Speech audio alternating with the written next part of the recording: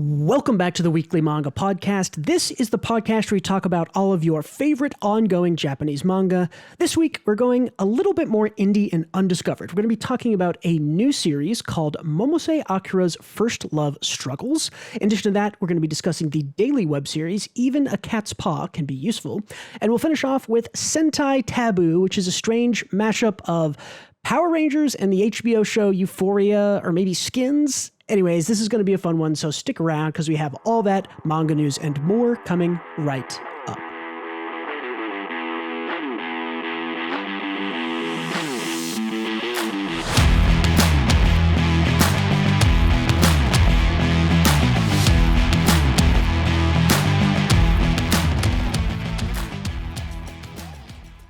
Hello again, my name is Bruce. I am the proprietor of the White Gray Black YouTube channel. This week I am joined again by my constant co-host, Gautam. Hello, hello. A special shout out and thanks to our Patreon subscribers, Yaji Black. If you want to support us and get some access to some bonus episodes, check out patreon.com/WGB manga. It's only $3 and we would really appreciate it. So let's get right into the first series. This is a series that is fairly new. I think it only came out, maybe 5 days ago? We've been getting a chapter a week. This is called... We've been getting translations as of 5 days ago, at least. Yeah, so. new translations, I guess. This is called Momose Akira's First Love Struggles. This is by an author named Harekawa Shinta. I looked at their history of what they have done. They have written a lot of BL manga, and one Omegaverse story. If that tells you the angle this is going to be streaming. Gautam, what is Omegaverse? I cannot describe it in full detail because I don't fully know. There is something... It's a sexual role-playing fantasy world, kind of.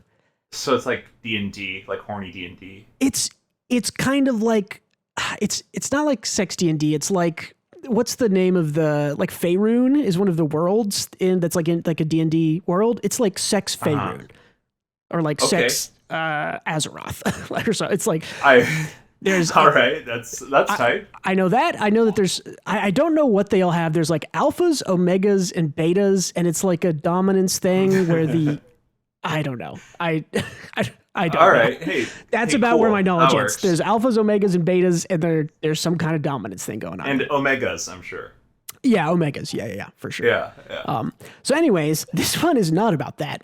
This one is a little bit more wholesome, a little bit more straight, I guess. Yeah, it's fun though. Gautam, tell me a little bit, set me up the premise of this and tell me how you're liking it. Yeah, so our main character, Deku, he looks a lot like Deku. Maybe not in this panel, but in other panels, he looks very Deku-esque. Yeah, like here, he's just Deku. It's just Deku, yeah. Our main character, Deku, is in love with this chick, Akira, who he has talked to since elementary school. No, let's say talked at since elementary school, because she never replies. He transferred, came back, and is still in love with her, and is trying to kind of re-engage the romance, ? One-sided romance. Yeah. And as the chapter progresses, we find out that she is in love with him too, but she is neurotically terrible at this. Like, she has absolutely no idea what she's doing. A huge introvert. And she plans her, like, romance plans out in her cute notebook. But really executes on every idea so abysmally that I just dig it. I like the character designs too. I think the main girl looks great. I like Deku as a main character. He doesn't look as generic as most romance protagonists. And he's a lot. Yeah, what did you think of this? I like this. This reminds me of a mashup of some other things we've talked to that ended. Like, this reminds me of Aharon-san, right? Where it does. She's a little on the spectrum. Nuts. Like, I don't want to just like come out and say like they're autistic, but like it reads like that to me, right? I think it very much reads like she doesn't understand these social cues, right? Like somewhere on the spectrum. That's what I'm getting out of it. I don't know if that's intentional or just how I'm reading it, but no, I agree. But it's like I don't think it's intentional. I think it's just It's just she's cute written to because be she can't. ultimate, Yeah, she ultimate can't handle social awkwardness. Yeah. Yeah, but it reminds me of a horror. It reminds me a little bit of what's the serious girlfriend one where she like has to protect him from everything, and he's like a complete failure at everything he tries to do. Oh yeah. The unlucky guy and the cool girl. Yeah, so it reminds you a little bit of those two and a couple others. Like this isn't like a wholly new idea; it's like a little bit of a remixed idea. But I thought this was fun. I do agree. I think the main character. I think both of these main characters are. There is no straight man in this, right? They're both goofy, which works when done goofy. Well, and this is done really well. So. Yeah, and like arguably, it's like the Deku character is very goofy. But when interacting with the girl, she is so off the wall that he is the straight man in that moment. Yeah, is the comedy straight man in that moment. And the comedy of it is that like she's kind of desperately in love with him, but anytime she tries to interact with him, she gets like scary serious. And so he's like, "Oh no, she hates me." And that's the friction in the story pretty much. Yeah. The guy thinks she can't relay a straight sentence. My favorite chapter of this was chapter 2. There's 3 chapters out so far. Mm-hmm. Chapter 2 is she wants to get him alone and have like a heartbeat moment where she gets him going a little bit, and she instead like invites him to this isolated location, which is like a gym locker room. Yeah, classic. And a dark gym locker room, yeah. And instead of playing like covering his eyes to play Guess Who, she covers his mouth and asks, "Who am I? Who am I? Yeah. Who am I?" Yeah. It's like a hostage situation. And it's like the most socially awkward thing I've seen portrayed in manga in a while. It's just hilarious. Yeah. It's bad, but it comes across funny instead of super awkward, in my opinion. I think it comes across as like cute and funny, so which I think is a plus. Yeah, well, more so than it was cute and funny, but it was also it made me like at the end of the chapter, I was like, what just happened there? Like what was the plan? Even though I knew what the plan was, it's like it went so wrong that it was baffling, and I dug the chapter for that reason. Yeah, I think all 3 of them have been really good. It's funny because like in this first chapter, she has like a goal that she writes down on her page. I think here, yeah, it's like today's plan is like ask him about his favorite food. Like you got this, make his heart skip a beat. And then when she actually does it earlier in the chapter, she like kabedons him on the tree and is just like, "What's your favorite food?" And ends up like crawling on top of him, and he says something that actually isn't his favorite food because he's trying to think of like, like a classy, what would be a good food to tell the girl I like, that would make me seem cool or whatever. And she tackles him to the ground and is like standing over him, and he finally admits like, "Oh no, I actually really just like shrimp and fried rice or whatever." Yeah. And she just like stands up and walks away. Yeah. But yeah, I also liked I think it's chapter 3 had the flashbacks kind of what they were like as kids, which I thought was funny and cute, where he would just like say things and talk about himself, and she would just not respond. And so she likes him because she like knows a bunch of stuff about him because he would talk at her when they were little kids. I also liked in that chapter that he is like very obstinately defensive about one of his personality traits, which is like he's just hasty. He acts before he thinks, as shown in chapter 3. And his friend is like, "Maybe she doesn't like you because you act before you think." And he's like, "That's impossible." Yeah. And he's like, "What?" And his friend's like, "What?" It's like, "Why? I didn't expect the pushback there." And it was never explained. He's just very obstinately like proud that he acts before he thinks. Yeah, he's like, no, that's my best trait. She couldn't hate that about me. It must be something else. Yeah, it must be something else. Yeah. Yeah. So far, it's a strong start. I don't know how long this particular, I guess, gag can keep running. So I'm curious to see what the author does. I don't know. I mean, stuff like Aharen-san ran for 200 chapters, a long time, longer than we would have thought. That one did get old, but it still had some good stuff in there. I don't think Aharen got old because of how unhinged both of them, like both of the parts of the couple were. Yeah. Like Aharen, like just wanted to do something weird, like play with her yo-yo, and Raizo is like, oh, she is analyzing the banking industry and she wants to go to Wall Street. It's like he makes some wild assumption based on something. I always loved how like insanely wild Aharen went. So I think that's why that this series reminds me of Aharen is because both of the characters are a little wild in kind of vastly different ways. And I want to see if they'll go as far as Aharen did, where it was like, oh, she's sleeping today. She must have stayed up yesterday and fought the entire Yakuza, and taken them all down. Or, these wild stories in Aharen that were made up. I want to see how far they'll go with this. Because I think if they keep escalating and going farther and farther, it could keep getting fun. Yeah, I think there's like two routes, right? You either keep this as kind of a grounded romance with some comedy beats and awkwardness and introduce new characters and drama and all that stuff. Or you go the Aharen route where you just escalate their weird points. Yeah, the antics, exactly, to an extreme level. And I like that too. It depends on how funny the author is. Yeah, well, I mean, I thought these first three were pretty funny. I thought they had legitimate good gags. I think the art is funny, which is a tough thing to do oftentimes, is to not just write funny things, but to, draw them in a funny way. Like how aggressively, how he's talking about the first day back to school with her. And he's like, welcome back. She and I went to the same elementary school. We're classmates. And he's like, we've never spoken before. He's like, I'm glad you asked. It's like, why are you grinning like that? I'm glad you asked. I'm going to fully enjoy my youth filled with sweetness and sour. And she's just sitting on his desk. Like, why did you climb on the desk? He's like, here, I borrowed this manga. There's a panel in chapter 2 where, after she takes off-brand Deku hostage, she realizes what a failure this all was, and she goes outside and cringes herself to tears, and you can see that through the reaction. Yeah, and it's like a very funny moment. I liked it. I'm gonna, the chat, just you don't have to see what website I'm on. But this is the art here. I think is especially good of getting him getting jumped, where it's make his heart race. It's with some physical contract, and she just absolutely jumps him, and she's and go forward a few pages.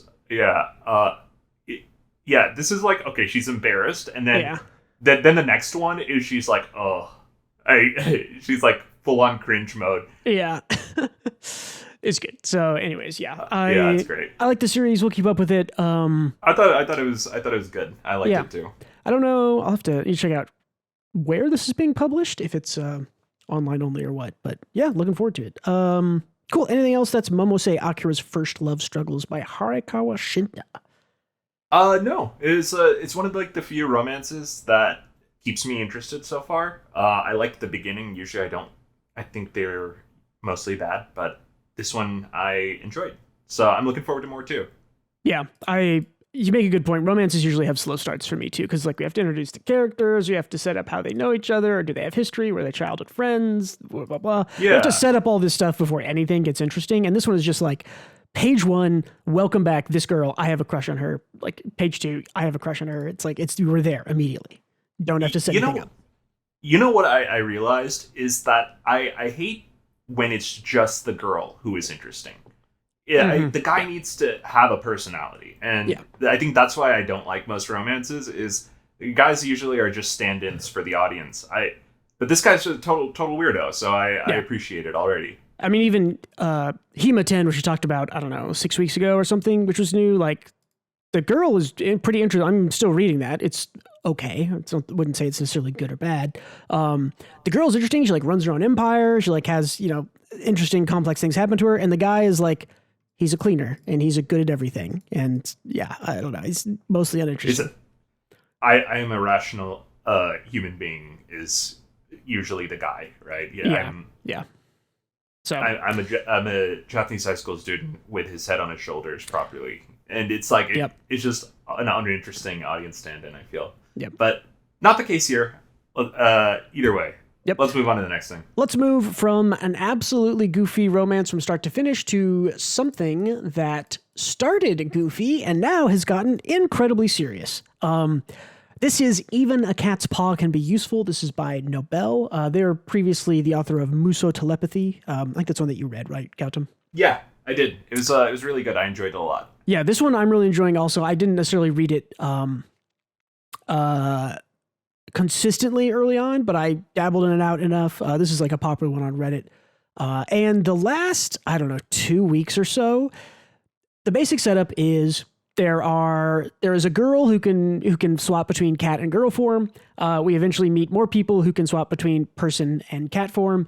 We eventually learn that they are this thing called Bakeneko, which is like monster cat, essentially is what that translates to.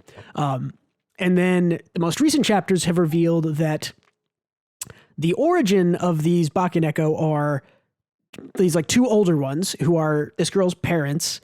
And yeah, they're kind of like her parents are essentially yelling at her for like, you know, you can't go and be a human because you're different for X, Y, and Z reasons, you know, and she's kind of typical teenage rebellion type thing. She's like, no, you know, she clearly has a crush on the boy. She has for a while now. Kind of understandable. Teenage rebellion, I'd say too. Yeah, it's if a little. If you grow up with humans around you. Yeah, it's a little different, as we'll see. Yeah, it talks about like abandonment and stuff. So the guy like overhears some of the conversation. They leave, and she's very like, this is chapter right where she's like, you're completely different. Like, I'm just used to your cold attitude. He's like, I'm sorry for getting angry. It's something you didn't want me to hear, right? I'm not going to the boundaries. Suddenly being drawn in like that as if we became strangers. And she just like is like, I like you, and just like confesses. And you're like, whoa, a confession, cool. You know, this is like less than a year. This has been running, I think. So. And then after that, there's like a couple more chapters, and he's like, not happening. You're like, oh no, why is he going to say no?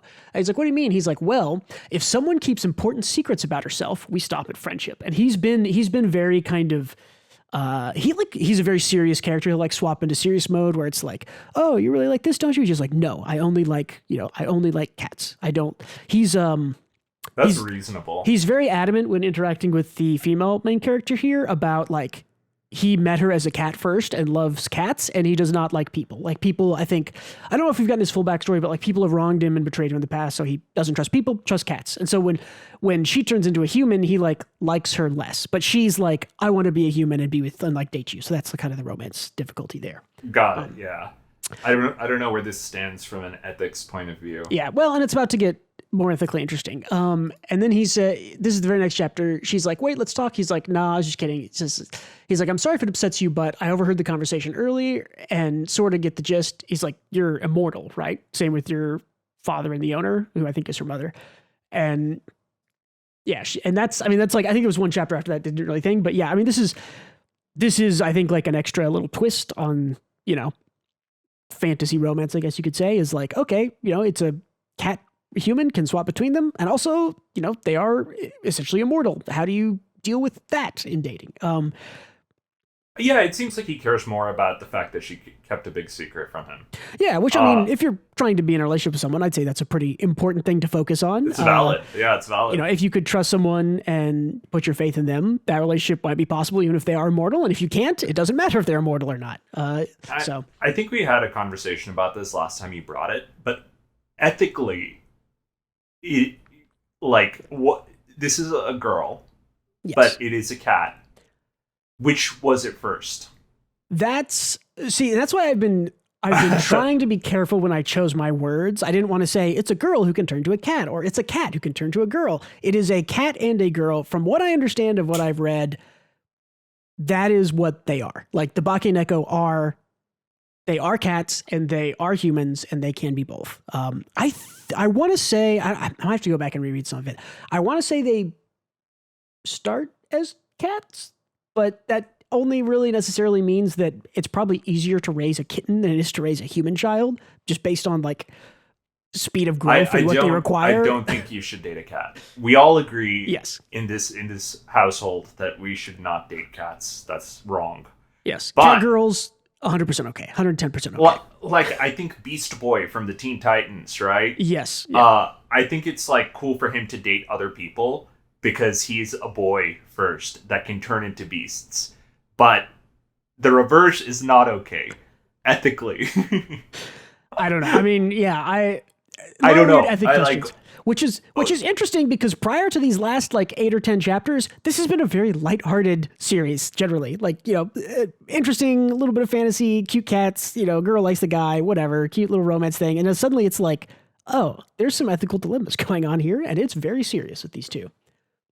Yeah, I think I'm getting sidetracked on whether it's okay to date a cat and not whether these two are like keeping secrets and divulging important information about immortality. Yeah, maybe I'm hung up on the wrong thing here, but yeah, I don't know. Nobel's works are always good. They're always complex in kind of how the relationships work out. I especially appreciated telepathy for that. There was this like rival girl character who was like in love with the love interest, the guy, and she ultimately loses. And like her and the MC are like become closer than her and the love interest by the end of it, right? Even though like the main character is dating like the dude, like they're best friends. Yeah, and I think Nobel navigated that relationship so perfectly. Good writer.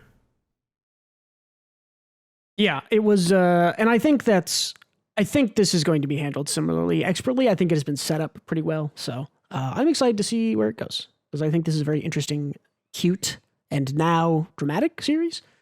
Yeah. So, cool. I think that's all for that. All right, let's talk about the last thing on our list here. This is a new series called Sentai Taboo. This is by author TK2, and the artist is called Eduard Balust. A slight warning here before we continue. There is some sexual content at the end of this. Obviously, it will not be shown on screen because YouTube doesn't want to show that. I also just don't want to show it. So if you're worried about that, or if you're 11 or something, just don't stop watching. So yeah, I described this at the top of the show as Power Rangers meets HBO's Euphoria or Skins, which, if you don't know, those are shows that are very sort of like high school romance. Everyone has sex with everyone else, very kind of like sleep around, dramatic relationship type of thing. It didn't come off like that at the beginning. It was like kind of a twist, and I appreciate it. It was an interesting twist. Well, and to me, the twist happened before the real twist happened. But yeah, we can run through the chapter. Like a double whammy. We can run through the chapter real quick. I didn't grab too much, but real quick, like in regards to their designs, right? They are designed like, is it suits? Yeah, card suits, or is it suites? I don't know. Like clubs, diamonds, hearts. Oh yeah, I didn't even notice that. That's suits. It's suits. Yeah. You say it's suits. Okay. Yeah, I don't see a diamond guide. It's like there's 2 hearts, a club, and a spade, and then whatever yellow is. Yeah, it's strange. I don't know. That's like, it's very. I don't even know if they're going for that. It might just be like general design things. I mean, they got almost there's resemble like it. They're all there except for the diamond. Anyway, I guess it doesn't matter. White Ranger. Okay. Yeah. I think first thing I noticed is that the art is just okay. It's good. It's not different or outstanding or recognizable. I do think this is good. I don't think it's fine. I think the author doesn't do like dynamic stuff very well. Like anything. Yeah, the action stuff at the start is like kind of forgettable. So also like the MC hits like a picture frame and it looks more static. Yeah. Than anything. It's fine though. Yeah. So anyway, take it away. Yeah. Basically, we start. Rangers are fighting. I don't even remember what it's called. The bird. Yeah, bird kaijin, bird monster. They do their cross attack. They scare him off. They meet back up. And it's like, oh, we didn't finish him off. Something happened. Basically, we meet them all here, right? The red, blue, yellow, green, and pink. And we basically, the boss guy calls him in, is basically like, hey, the reason you didn't kill him is your power depends on, the strong feelings you have for each other in the Rangers. And he's like, and one of you didn't feel well. And Red is like, it was me, I'm sorry. And he's like, no. He's like, the one who didn't have enough cross energy is not you, it's Pink. He's like, that's impossible. So Red Ranger calls up Pink. He goes home. He has this weird flashback, I don't know. All of his family decapitated. Yeah, it's this weird. This is a thing I've noticed with a lot of modern, especially just random Sentai series, right? Not Ranger Reject because that one is different, but a lot of these I've read this one and a couple others where it's whatever main Ranger we're following has a traumatic backstory, which is not traditionally, in my opinion, a Power Rangers thing, right? Like normally they've been just sort of like normal kids, like mostly normal kids, or normal people. So it makes sense for this setup, though. For this chapter especially, I guess. Well, and I bet you that if however long this keeps going, I bet you that every single one of them has like massively traumatic backstories, because that is a core part of this kind of melodramatic type of series. This shit show, if you will. It's a shit show, and it's about to get a shit show. So Red is like, okay, like I have no other choice but to do it. This is where, to me, the twist was revealed. Is I saw this and I was like, this is porn. Like I saw how well he drew this girl, and I was like, oh, this is like this. I know where we are now. I understand what this series is. This guy is going to draw this like girls being as sexy as possible. That's the twist. Man, that dress is made out of latex. You cannot go out like that. Yeah, mostly, latex or something else. And they sort of like go on a date. They go drinking. Red is like, tell me what's wrong. And she's like, no, and cries. And then she's like, it's nothing. I'll go home. And they kiss. And obviously this is sort of like unrequited love, right? Is what stopped their attack earlier on, from Pink Ranger to Red. And so they do the deed for a couple pages. And Red Ranger is very much like, I will do this. I will do, like, the voiceover on those pages is so funny because they're like quite legitimately having sex for like probably 3 or 4 pages. And the whole voiceover, Red is like, I must do what I must do for the Rangers. I will, I must, this is what I must do. If it's for my vengeance, if it's for justice, I will do vengeance. Yeah, for justice. And it's like the whole time, it's so funny. Like, it's funny in retrospect. Anyways, she's like, it is kind of funny, yeah. So you get there and you're like, oh, okay, I get it. And then it's kind of like, okay, we'll go our separate ways. And then Red goes home to his wife and child, and you still get the voiceover like continues. He's like, I'll definitely destroy the Kaijins, even if it means betraying my family. It's all for the sake of justice. This is like wife and child hug him. From now, yeah, he's like, I'll betray my family. It's like, you're fucking nuts, brother. Absolutely insane. You're insane. Yeah. And okay, this top left panel over here is what is really setting me up for like, oh, okay, this whole series is going to be this, right? Yeah. Because you've got like from now on, you have Pink Ranger getting, being relaxed, like fit. In love. Yeah. You have, Green Ranger is down here crying. Yellow Ranger looks like Yellow Ranger. My prediction from the like 2 times you see him, I think this guy's a sex addict. He just is like bright, and I don't know, like and he's just like naked in the last page we see or whatever. It's like that's my guess for him. I don't know. He looks like a sex pest of some kind. Yes, like he looks like a deviant. Some kind of sex pest would be my guess. Yeah, and Green Ranger has like the classic neat room. Where I didn't even shit everywhere. Yeah, I didn't even look at a room. I was looking elsewhere. So yeah, she just has trash all over the place. And Blue is a mystery. I don't know what's happening with him. Yeah, who knows? He's on the computer. Maybe who knows? Maybe he's the most sociopathic of all. He has a plant. Yeah, I don't know. Raises houseplants for some kind of pleasure. But yeah, I'd love it if Blue is the only well-adjusted one of the group. That would be pretty funny. Yeah, usually these series don't give us any well-adjusted people, but maybe there'll be one. Who knows? But yeah, I don't know. I have a certain soft spot for train wreck series like this. I mean, I haven't talked about it recently, but I used to bring Rent-A-Girlfriend occasionally because I think that's just, I mean, it really is just the best, one of the best train wreck series. Boys Abyss, before it ended, I brought quite often. I thought that was a great train wreck series to watch. So I'm all in on fucking Sentai Taboo. I want to see. Yeah.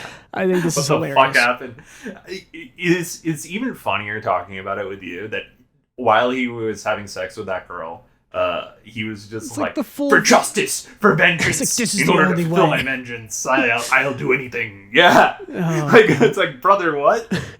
What are you fucking talking about? Oh God.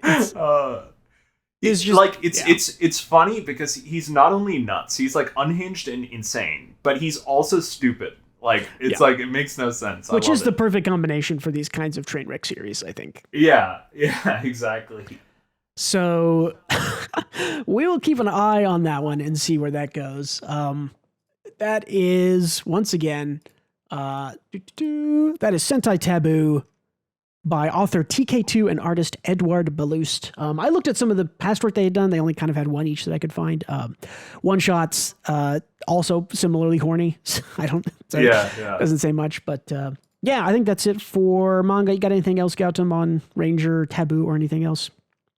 No, that's about it. Cool. Let's do the news. Actually, lots of news this week, I would say. One is that we're some new stuff's coming out. So Kyu Sumiyoshi, who is a mangaka of the series Hyperinflation, will be publishing a new baseball series called Thank You Pitch. I think it's going to be in Jump Plus. I don't know if we'll get a translation over here, but I remember Hyperinflation from a couple years ago. I don't know if I ever actually read it, but that used to pop up on Reddit when Reddit manga was bigger. I don't think I've read that one. Yeah. Okay. Next up, we have the Sugi Manga, also known as the Next Manga Awards for 2024. Let's take a look at that. Gautam, did you happen to see who won this? No, who won it? Okay, well, I want you to guess. So this is strictly based on a popularity poll voted on by anybody, and it is, I think it's things with less than like 4 or 5 volumes, like very few volumes. Maybe it's 8 volumes actually. So it's like the next manga is like pick the next big upcoming thing. Any guesses for number one? They have a print and a digital, so you can take some swings there. Okay, Ruri Dragon is digital second place, so that is on there. So good guess. Oh, I was close. I don't know. I can't think of anything. Okay, well, we'll just reveal it here. So first place in the print manga category is Kagurabachi with 101,000 points. And then the first place in the web category is Girl Meets Rock. For a comparison, this is the third time a Weekly Shonen Jump manga has won the print manga category. The past times, Undead Unluck won this in 2020. It only won with 31. Oh, it did? Hey, that's cool. With 31,000 points. Yeah, and then 2015, My Hero Academia won with about 14,000 points. So that's about a good time for Hero Academia to win, too. Yeah, honestly. A year after it came out, right? Started in 2014. That's like a perfect time for it. Yeah, and Undead Unluck, I think, started 2019. Maybe started in 2020. I'm not sure. But yeah, so Kagurabachi won here, which I think... Hey, that's cool. You mentioned how good it is. And of the new things, like I could see it being kind of a top contender with how hype it was when it came out. Well, and I think that the thing that it's done is that if you get early hype and people click on you and you're not very good, or even if you're like sort of mediocre, the backlash is worse. I think the cool thing about Kagurabachi is that it drew everybody in with the memes and people read it and they were like, wait, this is actually awesome. And it has continued to be, in my opinion, pretty awesome. I don't think it's the best written thing in the world, but I do think we talked about it last week on 10 things to replace Jujutsu Kaisen when you're reading, when it's over. And I think Kagurabachi is top of that list because I think it's cool, it's violent, it's stylish, it's actiony, it's dark. It's kind of exactly what I think Weekly Shonen Jump needed to replace Demon Slayer and Jujutsu Kaisen specifically. I think this is exactly the thing that those people want to go and read. So, I think for things that appeal to the broadest possible audience, there could have, of course, Kagurabachi will win this because it appeals to the broadest possible audience. It could be worse, right? Like if it's I haven't read it, so I'm just talking out of my ass, but if it's as good as you say it is, then hey, well deserved. Yeah, I mean, it's something quality one. In my opinion, as someone who's more well-read and less interested in straight shonen action, I've always said that like it's pretty good. Like this is not the best. This is not the best thing in Jump, in my opinion, right? This is not Akane Banashi or One Piece or something like that, but it is really quite good. So that's cool. Then it deserves a win. Yep. And Ruri Dragon was second? So in the web category, second place, we have Welcome to Demon School, Iruma-kun. This is the spin-off, if episode of Mafia is what that's called for some reason. Oh, yeah. The Iruma Mafia thing. It's like the Iruma version of Hitman Reborn. Okay. That doesn't make any sense to me. I don't know either of those problems. Okay. Yeah. No worries. Yeah, but second place in digital is Warrior Dragon. I think, again, incredibly popular series. You'll notice the votes drop off, right? The first place print, 100,000 points. First place digital, 93,000 points. Pretty close. Second place print, 33,000 points. Second place digital, 70,000 points. So Warrior Dragon, incredibly popular here. Wow. Yeah, I think it'll keep that up. I think it's been consistently pretty good. When I kept reading it. I bet it would have been first place if the author didn't get sick or whatever happened. Potentially, yeah, without the break. Almost a year-long break. So yeah, but I mean, it's good that it's still kept its popularity. I'm happy for them. Yeah, I would feel bad if they published like one of the most successful volume ones in Jump's last 10 or 15 years, and then went on hiatus for a year and came back and nobody bought volume 2. Right? I know. I feel bad too. I would feel bad, but that didn't happen. So it's still successful. So good for them. And then third place, this one that I am happy to see, Sumiki Ogami and the Strange Everyday Life. I read that. I think that is a wonderful series. That's in a good the one. print. And then we have VTuber Kusamura Shigemi. I have not seen this in the West. I do not know if this exists for us. So. This looks like a 2000s Flash animation. Yes. Very popular though. Again, quite popular. Other than the first place vote for Kagurabachi, the first, second, and third digital choices all beat the second place print choice, right? So I hope the 50,000 people that like this don't come after me for saying it looks like a 2000s Flash animation. I mean, I think it's intended. I think it's supposed to look like that. It is a stylistic or artistic limitation, but if it gets as many votes, something about it is appealing. Something is resonating. Yeah, I wonder if somebody will pick up and translate this now that it's won an award. I know that happens a lot, so we'll have to see. Yeah. And then 2 more awards. They give a global special prize English edition. That is My Girlfriend's Not Here Today by Kiyoko Iwami. And the global special prize to traditional Chinese goes to Samurai Another World, which I have seen a lot of people like Samurai Another World. I only ever read, I think, 2 or 3 chapters of it, never continued. But I've heard that a lot of people like this and think that it's really good. So I might have to go back and check it out. It was okay. It was like an isekai. So I don't know. Maybe it got like a decent chunk better. Yeah, we'll have to see. That is the Tsugi Manga Awards, the Next Manga Awards. Again, that's voted by popularity. First place, Kagurabachi. Very cool. So, all right, moving on here. Here's a big announcement to talk about, I guess, is we have the announcement of the new Weekly Shonen Jump batch of manga. So, 3 new things. The first one, which is pretty exciting. One thing first. This is... So Yu Saito is the quote-unquote new editor-in-chief of Weekly Shonen Jump. He was appointed, I want to say it was like April or May. It was like a couple of weeks before the last batch debuted. So I guess it was about like 19 weeks ago, whatever that comes out to. And you'll see why I know that it's 19 weeks earlier. He was promoted right before that batch came out. A lot of people were like, oh, it's the first batch under a new editor-in-chief. And I was like, that guy's new to the job. He had nothing to do with choosing those people. I'm pretty sure they choose these things at least 6 months in advance, if not more. So in my opinion, I think that this batch is the first batch chosen by him, or at least informed by him in some way. So I think it'll be interesting to see the next probably 18 months, how the choices of manga improve or don't improve or change. There is notably in this batch, from what I can tell, not an Exorcist manga, which makes me very happy that we are getting a batch without an Exorcist manga. So, yeah. But first up, we have the first series, which is debuting next week when you listen to this, because this will be published after Sunday occurred, so I think next week. This will be from the Iruma-kun writer and Uzaki, who is, I should have gotten their full names, and I didn't. The artist of Act Age, who was... What a match made in heaven. Yeah, this is a crazy... I mean, Iruma-kun is massively popular. So Nishi Osamu and Shiro Uzaki, that's the writer. I'm really happy to hear that the artist is getting like mainstream work, because it so wasn't her fault. Yeah. As to what happened in Act Age, and her art was so good. Yeah, her art's fantastic, and it's another chance in Jump, right? Act Age was a decently popular Weekly Shonen Jump thing that I think had a year publication or more. Yeah. I think it had 50 chapters or so when it got canned. So yeah, I'm super glad she's getting another chance. This is a pretty notable series. This is also the first. This is the first series that will be helmed by 2 female writers. The first female pair in Jump to be published. So hell yeah, another cool thing. And so the title of that one, it is described as Witches and Magical Hunting, and that is called Madan no Ichi.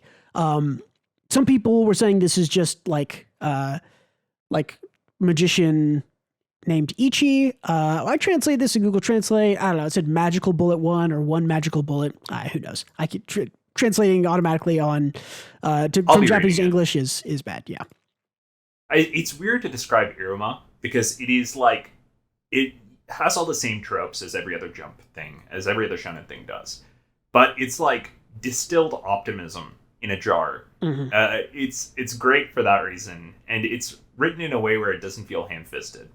I think it's just excellent, even if it seems on the surface to be generic.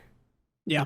I will need to check it out now because I'm very curious, and Jump usually I think starts their strongest series in the first week. So yeah, I'm definitely watching out for this one. Me too. Yep. So then a week after that, we will get the next series. It's from the duo who did a series called Candy Flurry, which I do not remember. That is by Takiguchi Ippon and Mitarashi Santa. And that series is something about ninjas. It is going to be called Shinobikoto, which is, I think, one of these forced together palindrome things. I saw some people discussing on Twitter what this could be. In my opinion, I know that Shinobi is a female ninja. I started typing in words. Nobikoto is overwork. So I think this is going to be like a jobber ninja. Yeah, overworked ninja. I think that makes the most sense to me of the sort of like words that I tried to get translated. So, but I don't know. We'll have to see.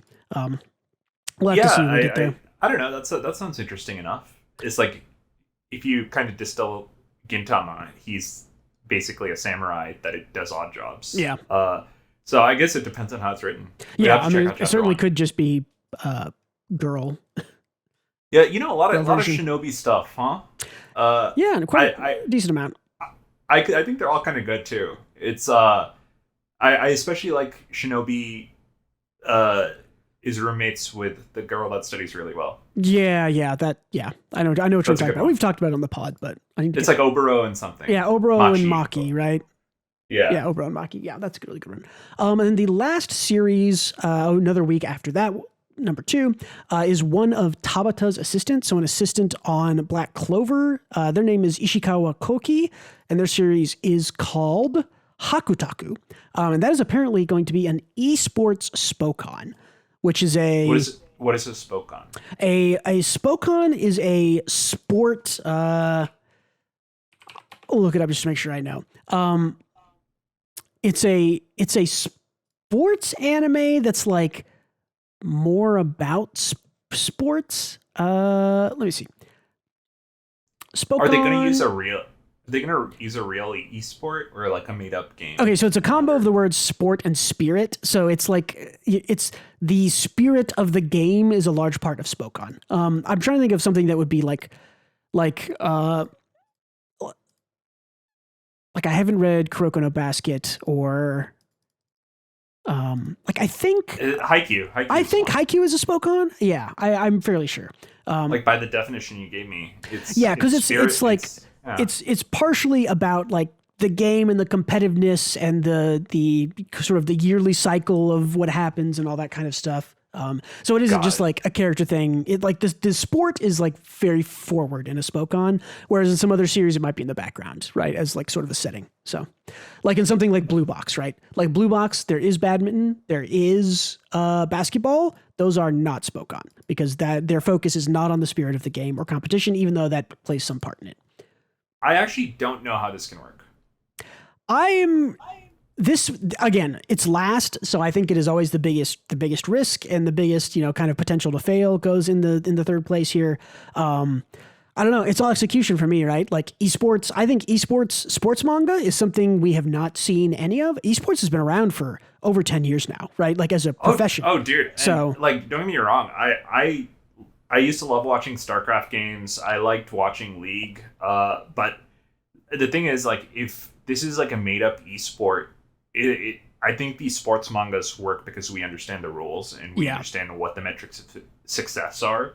If this is like some made up esport for this manga, it already has a barrier in the audience not understanding the game. I guess. Yeah, I think that's a good call out of why this could be difficult. I do wonder if this will be a game we don't understand, or I think you're right. They usually try to make up their own game, and it's like, oh, it's very close to League, but it's not quite League, and so yeah, we'll see. I don't know. We'll have to see. I'm curious about this one. I think this one is the biggest challenge as far as summary that I saw. I think an esports spoke on sounds like a difficult task, and I think that's why we haven't seen it before. I appreciate that it's unique. I'd be happy to check it out. I just don't know how they do it. Well, we'll see. I guess we'll see. Yeah, on this channel in a month, we will be talking about it. So stay tuned. We'll be there. I mean, this goes along just like a brief interlude here. Modern society is coming into the written word of manga a little bit more recently. There was recently a really successful like VTuber anime, right? That's sort of those like VTubers have been around for 10 years at this point. They got really popular over COVID about 4 years ago. But we never really saw like that wasn't a thing. It was mentioned super often, things like manga or anime. And it's cool to see one that's like, oh yeah, this is like, a part of nerd culture that is very pervasive, especially in Japan. And now there's an anime about it that's popular, right? Where previously we didn't have. I think that esports is kind of in the same thing. It's like, it's kind of a pervasive part of, nerd gaming culture. And there's not a whole lot of manga written about it. So. Yeah, I agree with you. It's just like, if this uses an esport we know, maybe it'll work better. Yeah. But I feel like even people who don't play basketball understand the rules of basketball because it's like inherently simple. Yeah. Whereas I think if you've never played League of Legends and I asked you to watch a League of Legends match, impossible to parse. Incomprehensible. Yeah. Yeah, absolutely impossible to know who's winning until they've won. So, okay, cool. Yeah. So those are the 3 new series. Madan no Ichi by the writer of Arumakun and Uzaki, previous artist of Act Age. The old duo from Candy Flurry doing a ninja series called Shinobikoto, and Tabata's assistant doing an esports spoke on called Hakutaku. So look forward to those. That will be not next week, but the week after. We will talk about those on the episode, I believe. So look forward to those. Okay, moving on. With new series coming in, you assume there will also be cancellations in Weekly Shonen Jump. We got the announcement of the first of those. That is Kyokoto Necromance. That is ending essentially. Yes, it ended yesterday for us, which we're not going to read it. We don't care. Is that the one where he got in that strange man's car? Yes. Yeah. Okay. Got into the strange man's car, drove off. It was like stands, but yokai. It wasn't very good. That one was bad right off the bat. Yeah, it's not a surprise. We were not big fans of that one. This is what's his name? I can't remember the artist's name, but this is the same guy who did Aliens Area. So Aliens Area got canceled in 20 chapters, which is pretty low, but not unheard of. There is I don't know, it's not an official thing. There's an online thing where they Three strikes, right? What was that? Were you going to mention like the 3 strikes thing? I was going to mention the U19. Have you ever heard of this? If something gets less than 19 chapters in Weekly Shonen Jump, it's considered like a massive failure, because that generally means that they get less than 3 volumes. They essentially don't get a 3rd volume, which is what's happening to Kyokoto Necromance, right? It's getting 2 volumes only, which is just it's hard for me not to feel bad. I instantly feel bad, even though it was just not good at all. Like, from chapter 1 it was awful, right? Like, I don't know. I still feel bad because making manga is hard work. It is, and this is the cutthroat, axe. This is the situation in Weekly Shonen Jump. It is a competition. You are always in competition to have enough readers to not get axed. And that is a pressure that most artists, I think, cannot function under, and I greatly respect those who do. And you're right; an artistic person does not deserve that sort of pressure, but that's the reality of it. So yeah, that's the reality of it. Yep.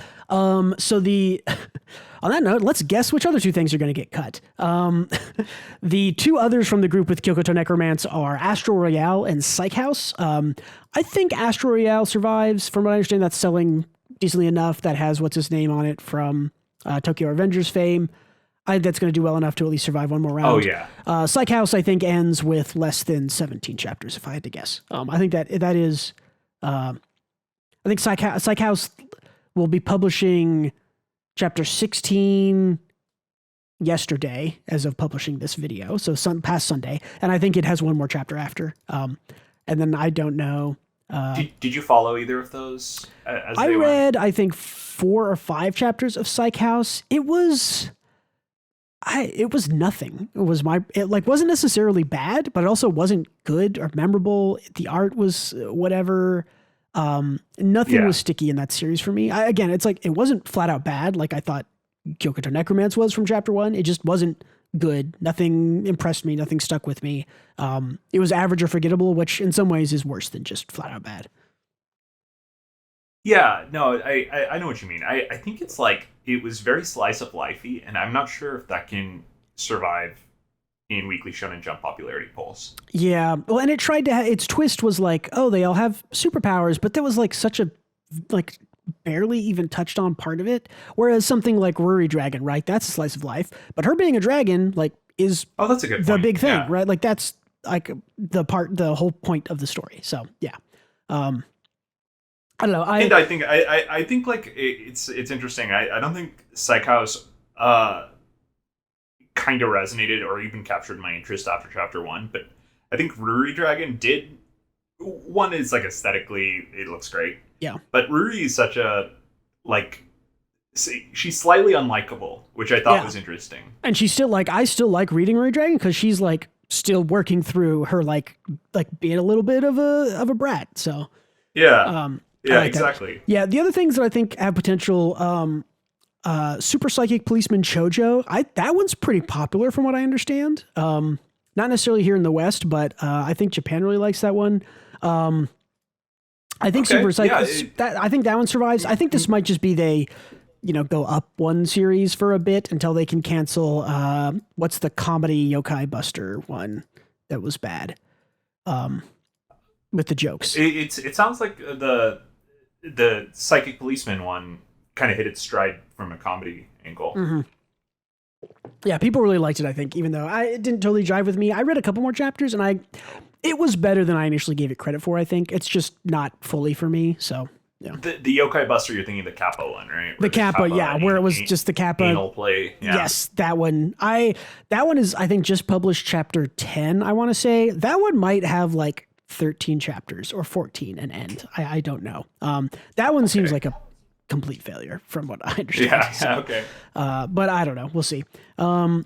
That's it, I think, for those cancellations. So last thing on the news, a bunch of anime and manga pirate sites went down, but it was none of the good ones, so we don't really care. Okay. Yep. And I think that's it for the news. Cool. So let's see. Let's do one more thing. What do we got? Gautam, tell me what you've been doing here. Hell yeah, brother. I'm playing Ultrakill. It's a lot like Doom and Doom Eternal, where it's like a boomer shooter where you are a robot powered by blood, and he is speedrunning his way through hell and dousing himself in blood for munchies. And it's great. It's really fun. I think it has maybe the best mobility in games since Titanfall 2. Dang. It's like the dev there's a lot of mobility techs you can do in the game that were initially bugs that the dev made official mechanics. I like those. Because they were so fun to do. So you're just zooming and shooting and killing. It's a lot of fun. The maps, if you are bad at the game like me, are about 5 to 10 minutes each. And if you're good at the game, of course, you're doing them in 2 minutes. But I appreciate that it is bite-sized chunks, so I can just pick up and play whenever I want to. It just throws you right into a level. It's perfect. Yeah, it sounds fun. I do only have like 7 hours in this game. I find that like I play like a lot of tactics games, and I don't know, like games that make you flex like the puzzle solving part of your brain. But this one takes more of my focus and concentration than those. It's like it's a twitch shooter essentially, right? Like you have to be good at shooting and good at moving, and that's a lot like millisecond to millisecond decisions as opposed to let me think about this. Yeah, exactly. So I do like 2 levels, and I'm like, okay, I'm good for the day. Yeah, but I had a great time. It just takes like a lot of focus from me, I guess. Yeah, is what I'm trying to say. Either way, very good game. Cool. Yeah, I need to. It sounds fun. I've seen people play it. It sounds cool.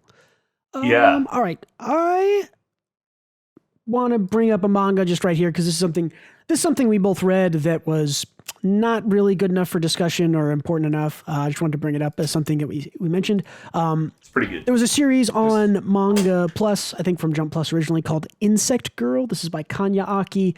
Essentially, it's a story of a sorcerer guy who's kind of meant to go and hunt down these bug people spirits. And he 3 people from his town die. He chases them into the forest.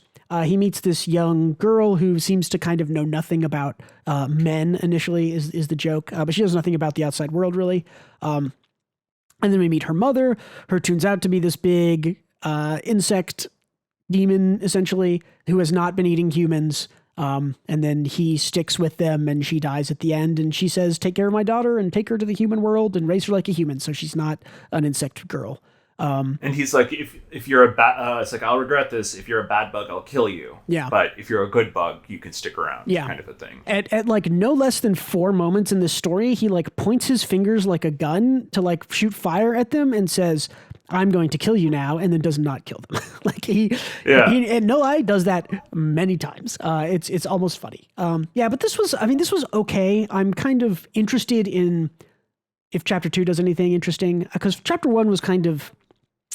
It was safe. It would just introduce the people and what the plot is, right? Like it's okay. It's going to be Insect Girl and it's a fish out of water story with her and the guy raising her to make sure she's a good human and not a bad insect. So I get it. I get the premise at the end of chapter 1, but we have not explored that premise at all. So.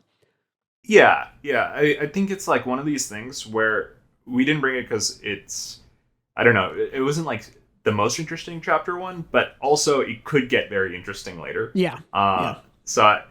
It definitely wasn't bad. I definitely don't think it was bad. It wasn't. There was not a whole lot to talk about because it was sort of like what it did is introduce what the plot is going to be going forward in chapter 1, which we've talked about is, I think, more difficult chapter 1 to land. But yeah, so I did like the insect girl. I thought she was funny. I like her design. The guy I could take or leave. We'll see how it goes. Yeah, we'll see. But that's it for this week, I think, unless you got anything else, Gautam. Nope, that's about it for me. Let's get out of here. Hey, thank you again, everyone, for listening or watching. Don't forget to leave us feedback, comments, upvote, like, subscribe, hit that bell, all those good things. Check out Twitter and Patreon, of course, which I mentioned. Those are linked in the description. Thank you for being with us yet again this week. See you next time. And don't forget to read more manga.